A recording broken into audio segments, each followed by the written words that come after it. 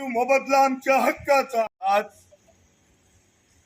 गोसेखुर्द उजवा कार्यालय जो ब्रह्मपुरी तालुक्यातील मुख्य कार्यालय म्हणून आम्ही ज्या अनेक शेतकऱ्यांच्या शेत्या गोसेखुर्द धरणामध्ये गेलेल्या आहेत, ज्याच्यामध्ये खरं तर या गोसेखुर्द प्रकल्पाचं उद्घाटन 1984 मध्ये झालेलं आहे.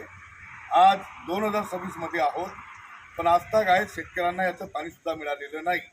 म्हणजे एकीकडे आम्हाला पाणी मिळणार या आशेखाली आम्ही कवडीमोल भावाने आमच्या शेती या गोसेखुर्द धरणाकरता दिलेल्या आहे, ज्याचा मोबदला सुद्धा अत्यंत कमी प्रमाणात मिळालेला आहे. वाढीव मोबदला मिळणार म्हणून या कार्यालयाकडून आम्हाला वारंवार सांगितलं जातो, परंतु आजतागायत त्याचा मोबदला सुद्धा मिळालेला नाही. म्हणून वाढीव मोबदला मिळावा, सोबतच या धरणाचं पाणी शेतकऱ्यांना मिळावं. काही ठिकाणी चुकीच्या पद्धतीने हा पाण्याचा निचरा होणार आहे, त्या बाबतीत सुद्धा आम्ही जाब विचारण्याकरता आज इथे आलेलो आहोत.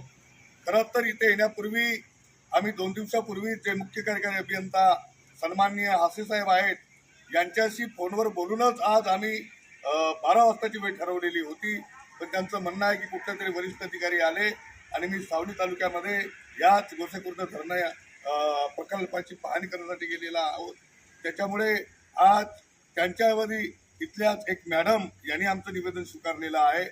फोनच्या माध्यमातून ज्यांच्याकडे या वाढीव मोबदल्याची रक्कम शेतकऱ्यांना मिळणार आहे त्या शेतकऱ्यांशी भ्रमणध्वनीवर चर्चा झालेली आहे. त्यांचं म्हणणं आहे की मार्चच्या अगोदर या वाढीव रकमेचे पैसे आमच्याकडे आलेले होते, पण काही कारणास्तव ते बँकेमध्ये चेक वटलं नाही, ते रिटर्न केलेलं आहे आणि परत ते तातडीनं मिळावं म्हणून त्यांनी पत्रव्यवहार केलेला आहोत असं फोनच्या माध्यमातून आम्हाला त्यांना सांगितलेलं आहे. येणाऱ्या 15 दिवसात मिळतील असे त्यांनी सांगितलेलं आहे, परंतु आज मिळतील, उद्या मिळतील, 15 दिवसांनी मिळतील असं सांगू खरं तर शेतकरी सुद्धा परेशान झालेले आहे. आणि म्हणून आज प्रत्यक्ष चर्चा करण्याकरिता आज हे सगळे शेतकरी भारतीय जनता पक्षाच्या नेतृत्वामध्ये या कार्यालयाला धडक देऊन आमच्या ज्या काही मागण्या आहेत त्या मागण्या मांडण्यासंदर्भात आम्ही आलो. आज निवेदन दिलेलं आहे आणि मागणी केलेली आहे येणाऱ्या हप्त्यांभरांमध्ये हा वाढीव मोबदला असेल. शेतकऱ्यांच्या अनेक विक्र्या झालेल्या नाही, अनेक शेतकऱ्यांचे पैसे भेटलेले नाही, यासोबतच अनेक मागण्यांना घेऊन येणाऱ्या हप्त्याभरांमध्ये मीटिंग घ्या असं आम्ही लेखी पत्र कळवलेलं आहे. येणाऱ्या हप्त्यात जर मीटिंग झालेली नाही आणि वाढीव मोबदला सुद्धा तातडीने मिळालेला नाही तर पुढील तीव्र आंदोलन केले जाणार नाही असा इशारा मी आपल्या चॅनलच्या